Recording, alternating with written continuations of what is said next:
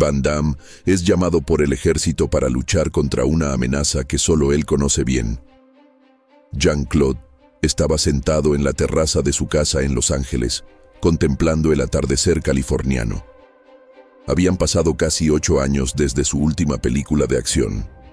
A los 64 años, sus días transcurrían entre sesiones de entrenamiento matutinas, clases ocasionales de artes marciales y tiempo con su familia. La industria del cine había cambiado y él había encontrado cierta paz en este retiro parcial. El timbre sonó. Jean-Claude no esperaba visitas. Al abrir la puerta, se encontró con 2 hombres de traje oscuro y postura rígida. «Señor Van Damme, soy el coronel Harrington del Departamento de Defensa y él es el agente especial Roberts de la CIA. Necesitamos hablar con usted urgentemente». Jean-Claude los invitó a pasar, intrigado por la visita oficial.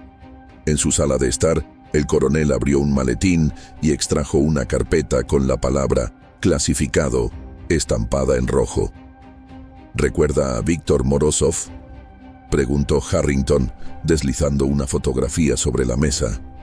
Jean-Claude tomó la imagen y sintió un escalofrío.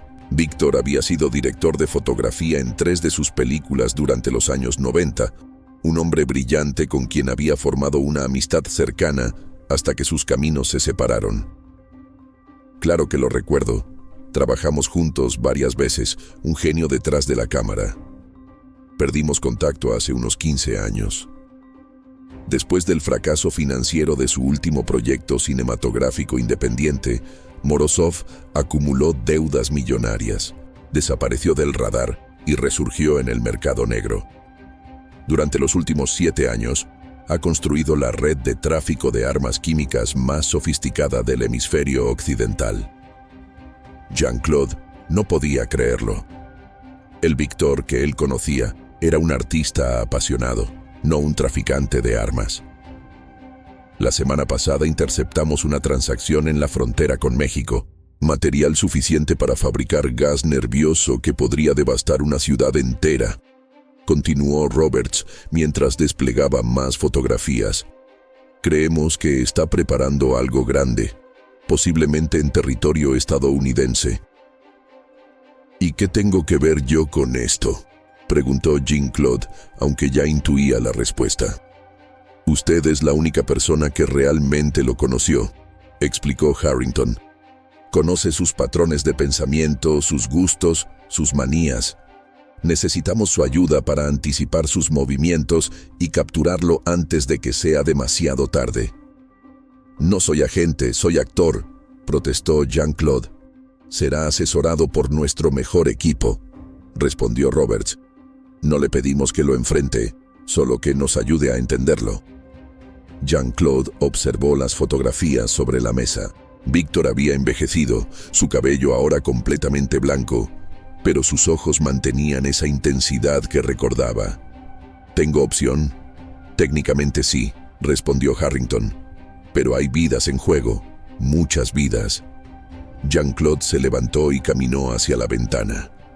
La noche había caído sobre Los Ángeles, las luces de la ciudad brillaban como estrellas terrenales. «¿Cuándo partimos?», preguntó finalmente. «Ahora mismo. El avión espera en la base Edwards». 3 horas después, el jet militar atravesaba el cielo nocturno rumbo a Washington, D.C. Jean-Claude revisaba el expediente de Víctor. Cada página revelaba a un hombre que ya no reconocía. Se preguntaba si realmente podría ayudar o si estaba cometiendo un error al involucrarse en una operación militar para la que no estaba preparado. El Centro de Operaciones Especiales en las afueras de Washington, D.C.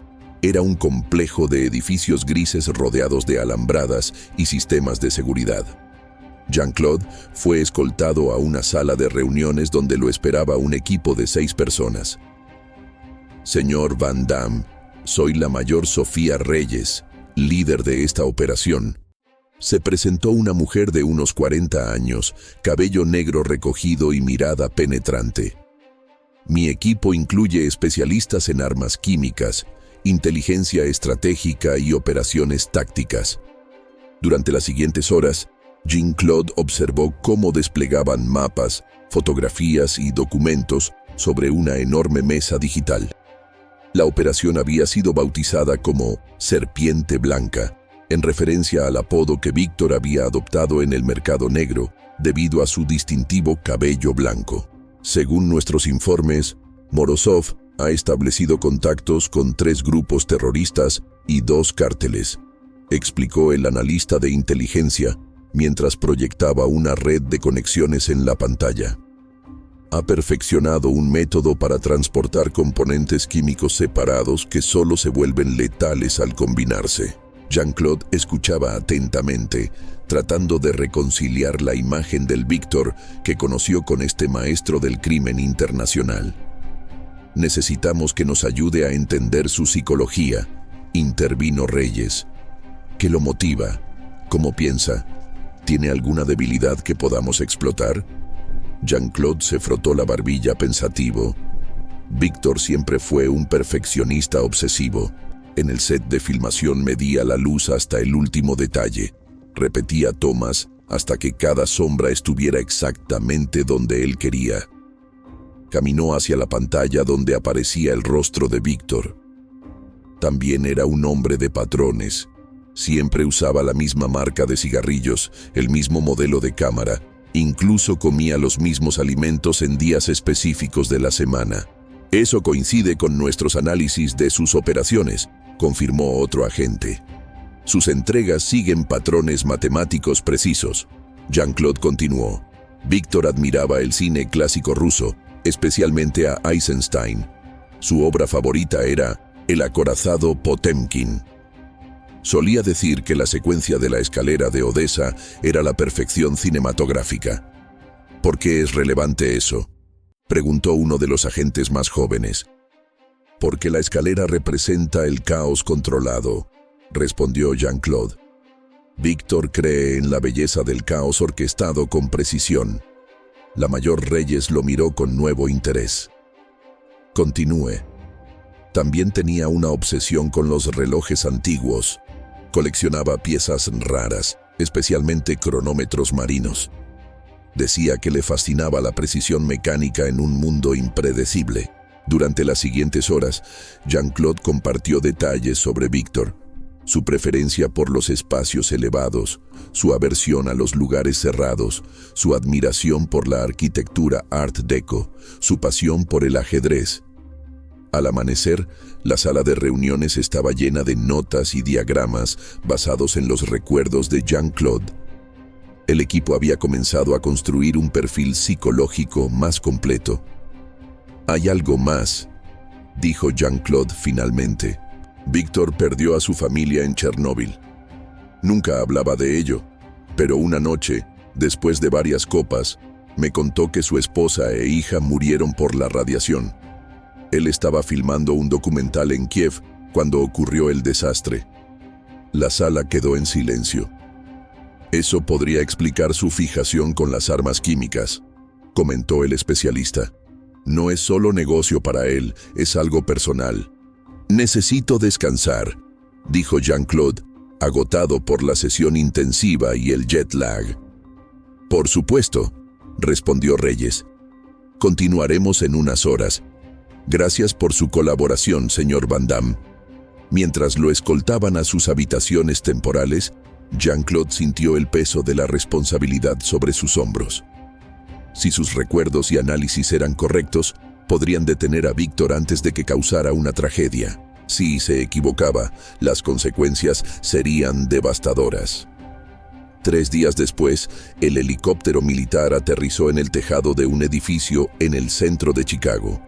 La temperatura había descendido bruscamente y una fina capa de nieve comenzaba a cubrir la ciudad.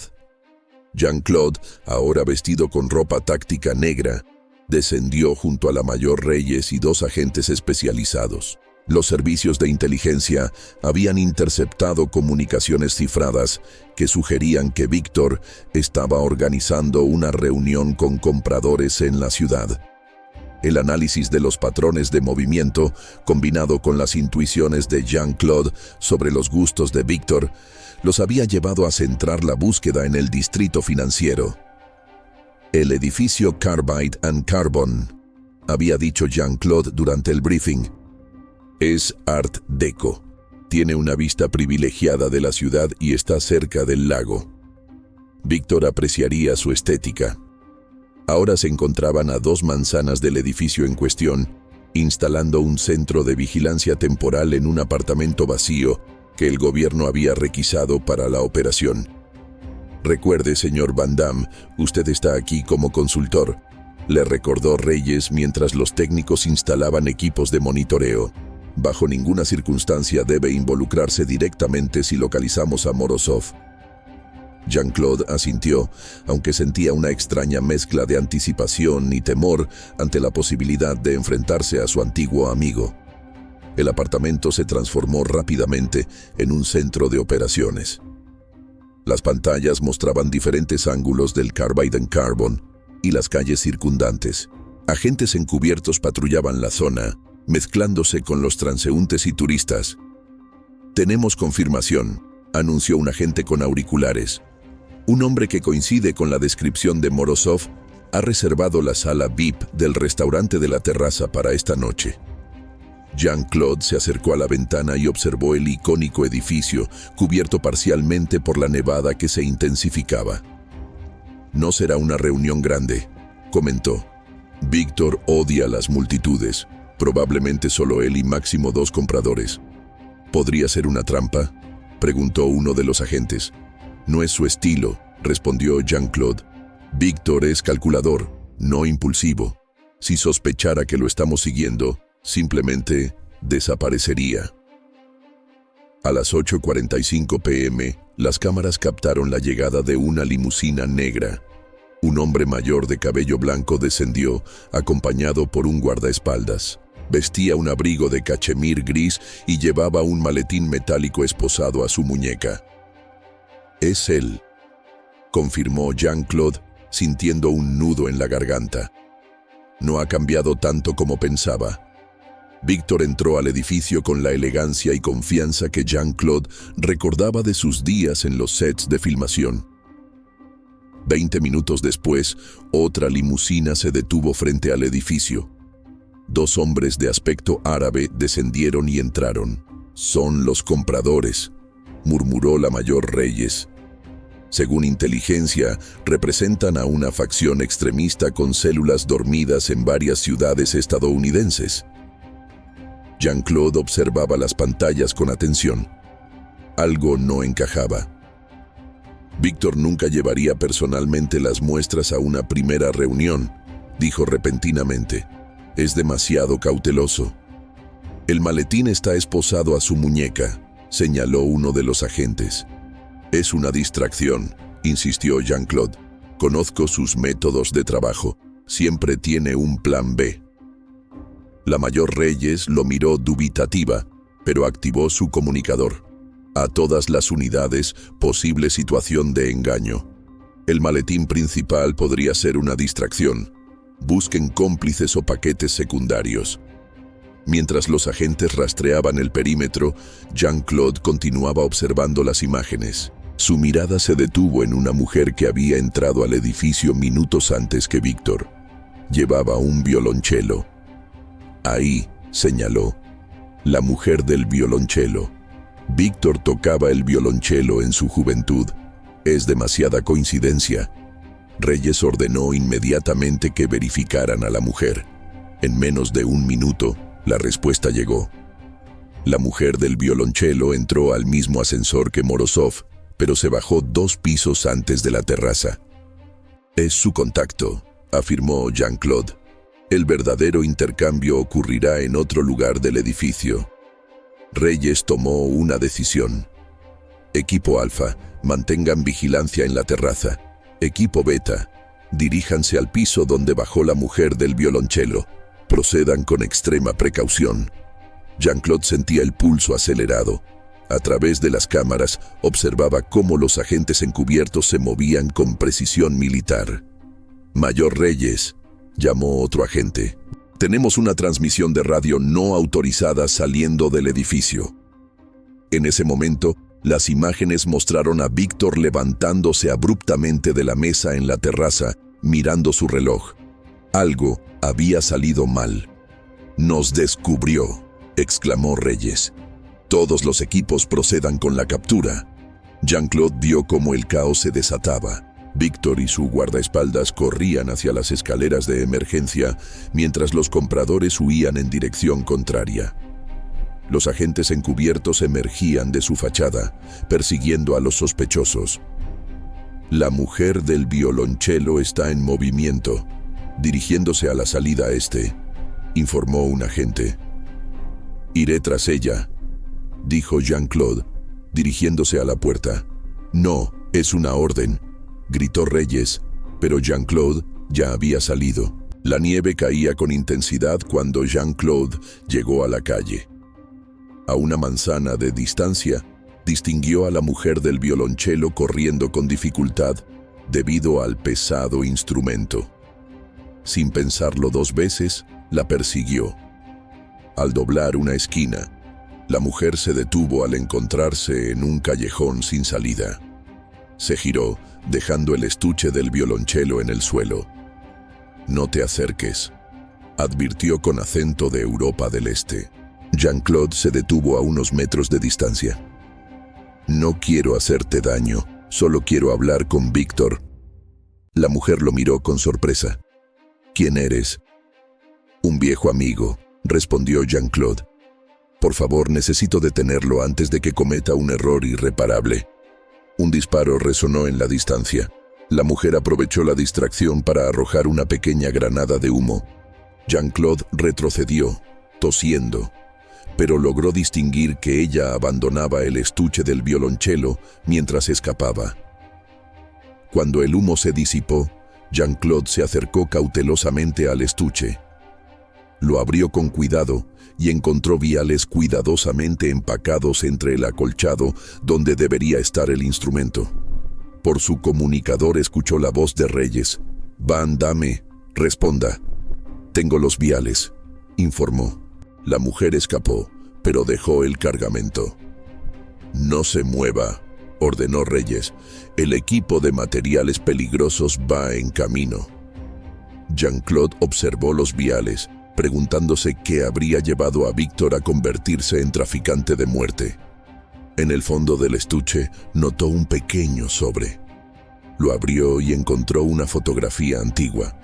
Víctor, mucho más joven, junto a una mujer y una niña pequeña. En el reverso, una nota escrita a mano. «Nunca olvides por qué hacemos esto».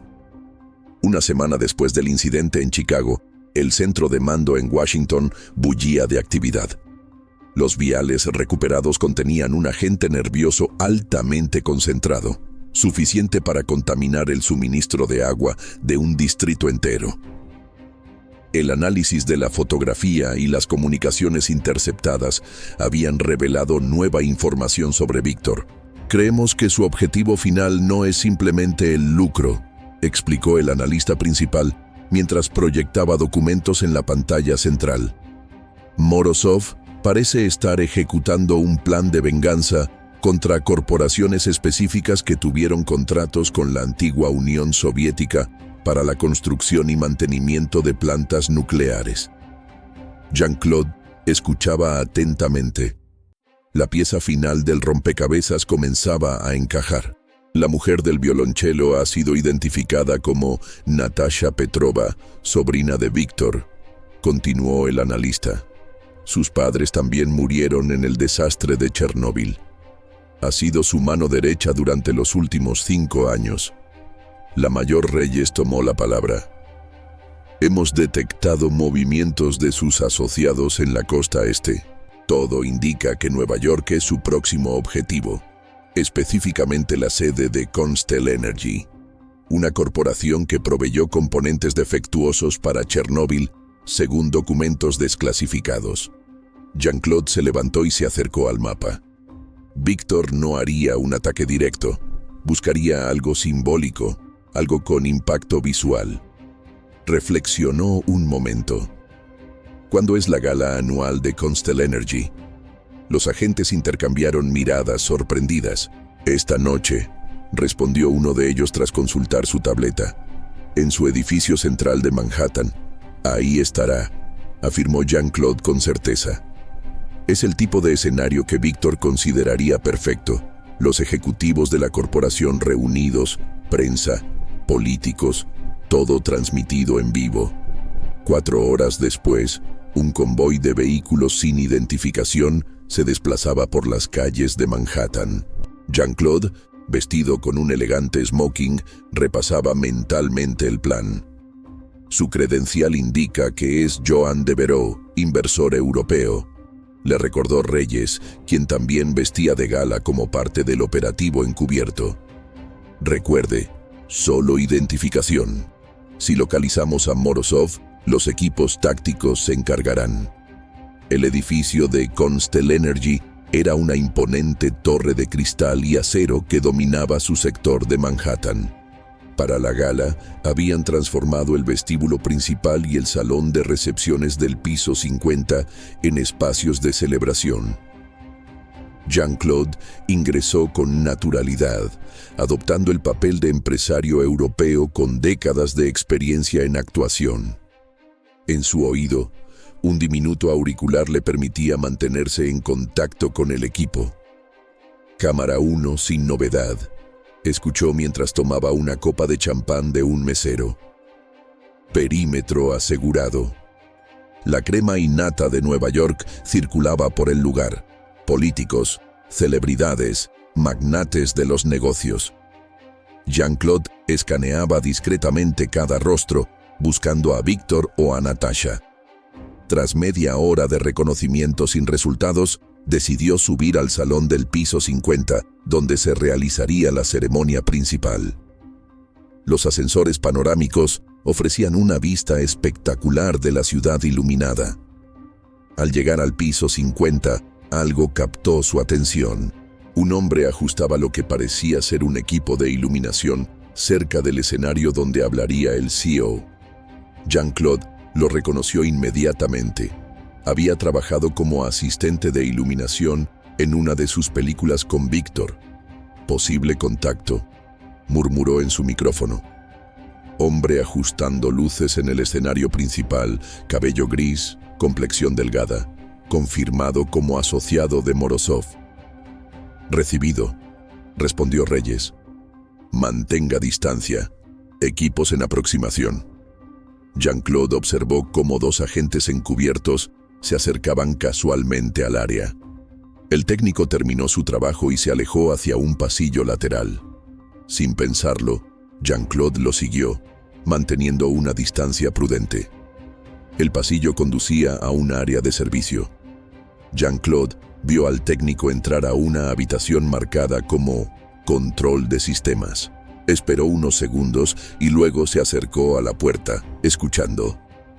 «Todo listo», escuchó decir al técnico en ruso. «El dispositivo está en posición». Jean-Claude informó rápidamente por su comunicador. Los agentes respondieron que estaban en camino, pero algo le decía que no había tiempo que perder. Con decisión, abrió la puerta. El técnico se giró sorprendido. Detrás de él, frente a un panel de control, estaba Natasha. Jean-Claude, el técnico lo reconoció inmediatamente. «Mikhail», respondió Jean-Claude. «Ha pasado tiempo». Natasha reaccionó rápidamente, sacando un arma de su chaqueta. «No te muevas». Jean-Claude levantó las manos lentamente. «No vengo a pelear, solo quiero hablar». «Es demasiado tarde para hablar», respondió Natasha con amargura. «En 10 minutos, cuando el CEO esté dando su discurso, el sistema de ventilación liberará lo que merecen estos asesinos corporativos». «¿Dónde está Víctor?», preguntó Jean-Claude, tratando de ganar tiempo. «Mi tío está donde debe estar», respondió ella enigmáticamente. En ese momento Jean-Claude comprendió. «Él no está aquí, ¿verdad? Esta es solo una operación secundaria». La expresión de Natasha reveló que había acertado. «El verdadero objetivo es otro», continuó Jean-Claude. «Esto es solo una distracción». Por su auricular, escuchó la voz urgente de Reyes. «Hemos perdido contacto con el equipo que vigilaba la sede de Novacorp en Los Ángeles. Creemos que Morozov está allí». Nova Corp, el otro gigante corporativo implicado en el desastre de Chernóbil. Víctor había dividido sus fuerzas, creando una distracción perfecta en Nueva York, mientras ejecutaba su verdadero plan al otro lado del país. «Natasha, escúchame», dijo Jean-Claude con calma. «Entiendo tu dolor. Víctor me contó sobre tu familia, sobre lo que perdió. Pero esto no traerá justicia, solo más víctimas inocentes». «¿Inocentes?», escupió ella. «Como los niños que murieron en Ucrania mientras estos ejecutivos contaban sus ganancias». «Hay otras formas de buscar justicia», insistió Jean-Claude. «Ya es tarde», respondió ella, señalando un temporizador digital que marcaba 7 minutos. En ese instante, los agentes irrumpieron en la habitación. Natasha y Mikhail fueron rápidamente neutralizados y esposados. Un especialista en explosivos se acercó de inmediato al panel de control. «Es un sistema de liberación programada», informó, «conectado al sistema HVAC principal. Puedo desactivarlo, pero necesito tiempo». Jean-Claude se acercó a Natasha, quien lo miraba con odio. «Dime dónde está exactamente Víctor en Los Ángeles. Aún podemos evitar una tragedia mayor». Ella mantuvo su silencio desafiante. «Piensa en lo que él realmente quiere», continuó Jean-Claude. «Venganza ciega o que el mundo sepa la verdad sobre lo que hicieron estas corporaciones». Algo en sus palabras pareció alcanzarla. «Torre Nova Corp, piso 60, oficina del presidente. Tiene una reunión del consejo esta noche». Jean-Claude asintió y se comunicó inmediatamente con Reyes, quien ya coordinaba con las autoridades en Los Ángeles. El especialista logró desactivar el dispositivo cuando faltaban 3 minutos. La gala continuaba en el salón principal, los asistentes ajenos al drama que se había desarrollado. «Van Damme», llamó Reyes. «El equipo de Los Ángeles está en posición. Morozov ha sido localizado». Jean-Claude sintió un nudo en el estómago. «¿Puedo hablar con él? Quizás pueda convencerlo de rendirse». Reyes dudó un momento, pero finalmente asintió. «Estableceré comunicación». La sala de conferencias improvisada en el centro de mando de Nueva York era austero, apenas una mesa y algunas sillas. Jean-Claude se sentó frente a una pantalla mientras los técnicos establecían la conexión segura con Los Ángeles. Su corazón latía acelerado ante la perspectiva de confrontar a Víctor después de tantos años. La pantalla cobró vida, mostrando primero a un oficial táctico y luego ajustándose para revelar a Víctor Morozov sentado con perfecta compostura en lo que parecía ser una oficina ejecutiva. A través de los ventanales tras él se distinguían las luces nocturnas de Los Ángeles. Víctor estaba esposado, pero mantenía un aire de dignidad imperturbable. «Jean-Claude», dijo con una sonrisa tenue, «qué inesperada reunión». «Víctor», respondió Jean-Claude, tratando de mantener la calma. «Me hubiera gustado verte en otras circunstancias». Víctor asintió levemente. «La vida tiene sus ironías. De todas las personas que podrían haberme detenido, tenía que ser un actor de películas de acción». «Tu sobrina está bajo custodia en Nueva York», informó Jean-Claude. «El dispositivo fue desactivado». «Lo sé», respondió Víctor sin mostrar sorpresa. «Natasha es valiente pero impulsiva. Siempre calculé que esa operación podría fallar». Jean-Claude observó detenidamente a su antiguo amigo. A pesar de los años, seguía reconociendo al perfeccionista meticuloso que había conocido en los sets de filmación. «¿Por qué, Víctor? ¿Por qué convertirte en esto?» Víctor inclinó ligeramente la cabeza, como si considerara la pregunta con genuino interés. «¿Sabes lo que encontré después de que mi esposa e hija murieron?» «Documentos, Jean-Claude. Documentos que probaban que Nova Corp y Constel Energy habían reducido costos en componentes críticos de seguridad. Sabían que los sistemas eran defectuosos, pero las ganancias eran demasiado tentadoras. Jean-Claude permaneció en silencio, permitiendo que Víctor continuara. Intenté el camino legal durante años. Demandas, periodistas, políticos. Nadie quería enfrentarse a corporaciones tan poderosas. Entendí que el mundo solo respeta un lenguaje: el miedo. Atacar a inocentes no traerá justicia para tu familia, argumentó Jean-Claude. ¿Inocentes? La voz de Víctor adquirió un filo helado. Los directivos de Novacorp están reunidos ahora mismo 2 pisos más arriba, celebrando otro trimestre de ganancias récord. Los mismos hombres que firmaron documentos que condenaron a miles. Jean-Claude notó un destello de dolor auténtico en los ojos de Víctor. Pero no te preocupes, viejo amigo, continuó Víctor. No habrá derramamiento de sangre esta noche.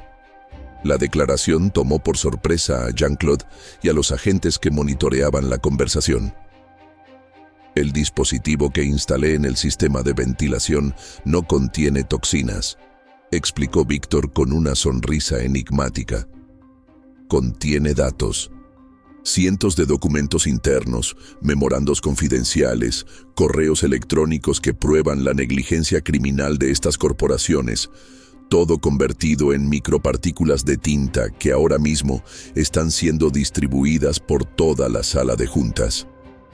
Los agentes alrededor de Jean-Claude se movilizaron inmediatamente, comunicándose con el equipo en Los Ángeles. No entiendo, dijo Jean-Claude. Es simple. Convertí evidencia en un aerosol. En este momento, esos documentos están cayendo como copos de nieve negra sobre los trajes de $1000 de esos ejecutivos. Mañana por la mañana, cada periodista en el país recibirá un paquete con las copias originales. La mayor Reyes, quien había estado escuchando, intervino. Los equipos confirman la presencia de partículas de tinta en el sistema HVAC, no agentes tóxicos. Jean-Claude miró a Víctor con una mezcla de alivio y confusión. ¿Todo este elaborado plan para filtrar documentos? El comercio de armas químicas fue real, admitió Víctor. Necesitaba financiamiento y credibilidad en ciertos círculos, pero nunca tuve intención de usarlas como todos temían. ¿Qué hay de los viales en Chicago? Agua con trazadores fluorescentes, respondió Víctor. Convincente bajo análisis preliminar, inofensiva en realidad. Un señuelo perfecto mientras preparaba mi verdadero legado. Jean-Claude procesaba esta revelación. El Víctor que conoció, el artista obsesionado con la luz y la composición perfecta, había orquestado una operación global no para matar, sino para exponer una verdad. «Sabías que eventualmente te atraparían», comentó Jean-Claude. «Por supuesto, era parte del plan. Mi captura garantiza que la historia reciba atención mediática». Víctor inclinó levemente la cabeza. «Aunque debo admitir que no esperaba que fueras tú quien me encontrara. La vida tiene un sentido del drama que incluso yo envidiaría como director». Los agentes indicaron a Jean-Claude que la conversación debía concluir. El equipo en Los Ángeles Nesses Claude, please remember to include proper citations for any information you're taking from web search results. Use tags with the correct index attributes to cite your sources. Los agentes indicaron a Jean-Claude que la conversación debía concluir. El equipo en Los Ángeles necesitaba trasladar a Víctor a un centro de detención federal. «Antes de irte», dijo Jean-Claude, «necesito saber una cosa más. ¿Valió la pena? Todo lo que sacrificaste, tu carrera, tu libertad». Víctor miró por la ventana hacia las luces de Los Ángeles, su rostro reflejando una mezcla de resignación y satisfacción. «Cuando perdí a mi familia, algo murió en mí», respondió con voz suave pero firme. «El artista que conociste desapareció ese día. Durante años viví con un vacío que nada podía llenar, hasta que encontré un propósito: justicia. No venganza, Jean-Claude, justicia». Se volvió hacia la cámara, sus ojos azules penetrantes, incluso a través de la pantalla digital. «Mañana, cuando esos documentos lleguen a los medios, el mundo sabrá que el desastre de Chernóbil no fue solo un error humano o un fallo tecnológico. Fue el resultado de la avaricia corporativa. Cientos de vidas podrían haberse salvado, incluidas las de mi esposa e hija, si estas compañías hubieran priorizado la seguridad sobre las ganancias. Jean-Claude asintió lentamente, comprendiendo la profundidad del dolor que había impulsado a Víctor. «Pasaré el resto de mi vida en prisión», continuó Víctor. «Lo acepté desde el principio. Pero sabré que Miss Irina y Sasha finalmente recibieron algo de justicia». Un agente se acercó a Víctor, indicándole que era hora de marcharse. Víctor se levantó con dignidad. «Adiós, viejo amigo», dijo, mirando a Jean-Claude. «Me alegra que fueras tú quien terminara esta historia». La pantalla se apagó. Jean-Claude permaneció sentado, procesando las últimas palabras de Víctor. A su alrededor, los agentes trabajaban frenéticamente, comunicándose con equipos en todo el país. La mayor Reyes se acercó y tomó asiento frente a él. «Los documentos son auténticos», confirmó. «Nuestros analistas están verificando su contenido, pero las muestras iniciales sugieren que Morozov decía la verdad. Hay evidencia sustancial de negligencia criminal por parte de ambas corporaciones». «¿Qué pasará con él?», preguntó Jean-Claude. «Enfrentará cargos por tráfico de armas, terrorismo, extorsión». «La lista es larga», respondió Reyes, «pero si su información resulta tan valiosa como parece, podría haber cierta flexibilidad en su sentencia». Jean-Claude asintió, agradecido por ese pequeño consuelo. «¿Y Natasha?» «Cooperación», respondió Reyes. «Ha estado proporcionando detalles sobre toda la red de contactos. Si continúa así, podría recibir una sentencia reducida». Jean-Claude se levantó y caminó hacia la ventana. Nueva York brillaba bajo la noche, indiferente al drama que se había desarrollado en sus entrañas. «Una semana extraña, ¿verdad?», comentó Reyes, uniéndose a él junto a la ventana. «La más extraña desde mis días filmando en Yugoslavia», respondió Jean-Claude con una leve sonrisa. «El Departamento de Defensa está muy agradecido por su asistencia, señor Van Damme», dijo Reyes formalmente. Sin su conocimiento personal de Morozov, esta operación podría haber terminado de manera muy diferente. Jean-Claude guardó silencio por un momento, contemplando cómo había sido arrastrado de su tranquila vida en Los Ángeles a esta inesperada misión. «¿Sabe, mayor? En mis películas siempre hay un momento final donde el héroe derrota al villano claramente. Pero aquí», hizo una pausa, buscando las palabras, «no estoy seguro de quién ganó realmente». Reyes lo miró con interés. «¿Qué quiere decir?» «Víctor perdió a su familia debido a la negligencia corporativa. Dedicó años a obtener justicia por vías legales sin éxito.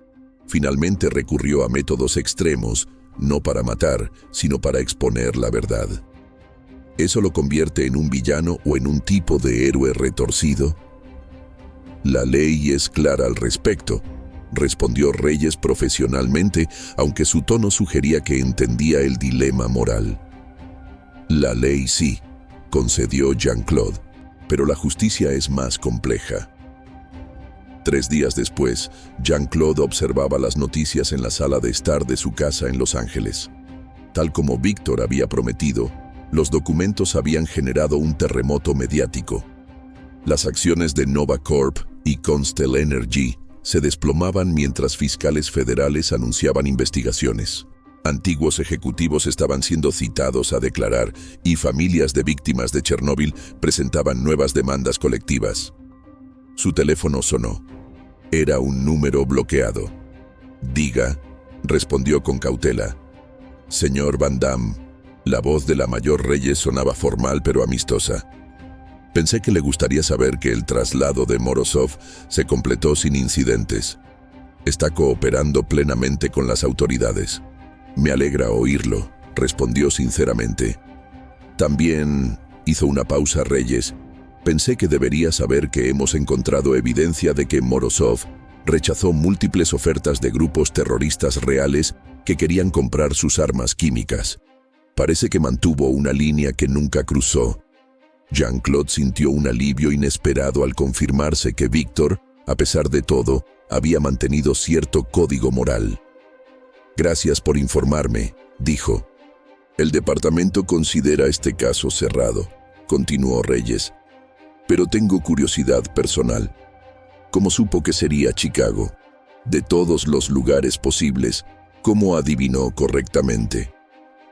Jean-Claude sonrió levemente. «En nuestra última película juntos filmamos una escena en Chicago, frente al Carbide and Carbon. Víctor comentó que era el edificio más elegante que había visto en América. Dijo que si alguna vez dejaba el cine, abriría un restaurante allí». «Pequeños detalles», comentó Reyes. «A veces son los que importan», respondió Jean-Claude. Tras despedirse, Jean-Claude apagó el televisor y caminó hacia su estudio. De un cajón extrajo un viejo álbum de fotografías.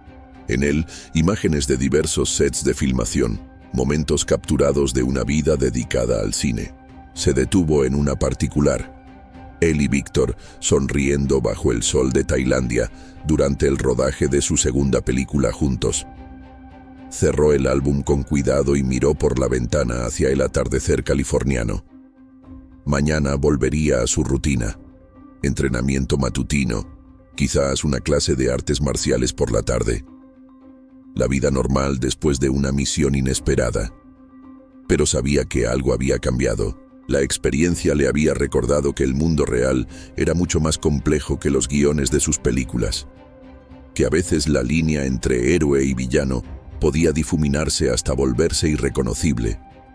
Y que la justicia, la verdadera justicia, a veces seguía caminos tan impredecibles como la vida misma. 6 meses después, una pequeña nota llegó a casa de Jean-Claude. No tenía remitente, solo un sello postal de una prisión federal. Dentro, una breve carta escrita con caligrafía elegante. Jean-Claude, las investigaciones continúan expandiéndose. 3 ejecutivos han sido formalmente acusados. El Fondo de Compensación para las Víctimas de Chernóbil ha sido restablecido con 500 millones adicionales. Pasaré los próximos 15 años aquí, pero cada mañana despierto con la certeza de que Irina y Sasha pueden descansar un poco más en paz. Gracias por entender. Tu amigo siempre, Víctor Jean-Claude, guardó la carta en el mismo cajón con el álbum de fotografías. Un recuerdo de la misión más extraña de su vida. Aquella en la que el ejército lo convocó para combatir una amenaza que solo él conocía bien, solo para descubrir que la mayor amenaza a veces no es la que parece, y que incluso en la oscuridad más profunda puede existir un propósito noble. Esa noche, Jean-Claude salió a su terraza y levantó una copa hacia el cielo estrellado, en un silencioso brindis por un viejo amigo que había elegido un camino extremo por una causa justa. La justicia, después de todo, tenía muchas formas de manifestarse. Si te gustó esta historia, no olvides dejar un me gusta para apoyar nuestro trabajo. Suscríbete al canal para no perderte más historias impactantes como esta y, por supuesto, comparte tu opinión en los comentarios. Queremos saber qué piensas.